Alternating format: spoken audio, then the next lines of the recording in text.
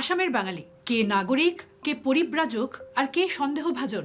এই বিতর্ক এত জটিল হলো কিভাবে? বিতর্কের উৎস দুটি: ভূ রাজনৈতিক ইতিহাস ও নাগরিকত্ব আইন।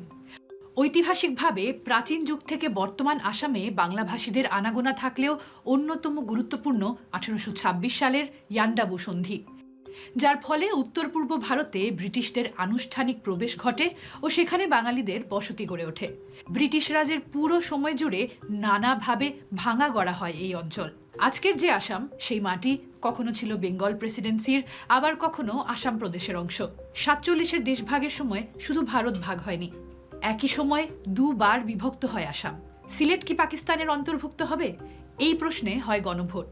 গণভোটে সিলেট পাকিস্তানের পক্ষে মত দিলেও পুরো সিলেট পাকিস্তানে যুক্ত হয় না। একটি বড় অংশ গেলেও কাছাড় থেকে যায় আসামে, যা আসাম রাজ্যের ভৌগোলিক সীমানা ও বাঙালি জনসংখ্যার বিন্যাসে বড় পরিবর্তন ঘটায়। আজকের উত্তর পূর্ব ভারতের প্রায় পুরোটা মিলিয়েই ছিল 47-এর আসাম, যা স্বাধীন ভারতে রূপ নেয় বর্তমান 7 সিস্টার্সে।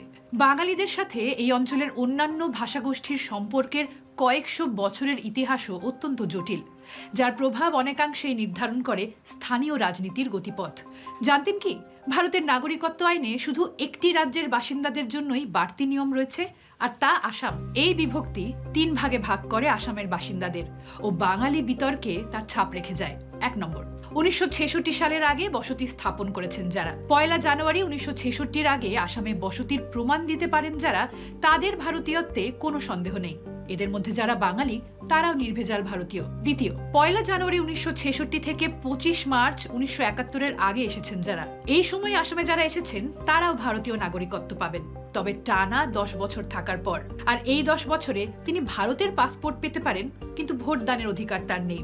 25 মার্চ 1971-এর পরে এসেছেন যারা।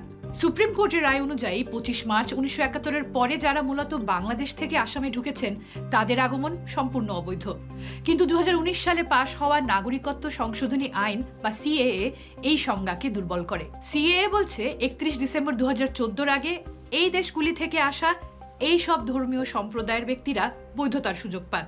যদিও এখন পর্যন্ত কতজন এভাবে নাগরিকত্ব পেয়েছেন তা নিয়ে সংসদেও প্রশ্ন উঠেছে।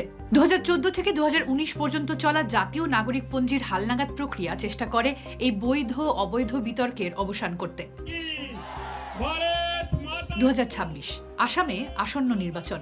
এবার কতটা প্রাসঙ্গিক এই বিতর্কিত বাঙালি ভোটার, নাকি ভাষার রাজনীতির স্থান ধীরে ধীরে দখল করছে অন্য কোনো বিভাজনের রাজনীতি?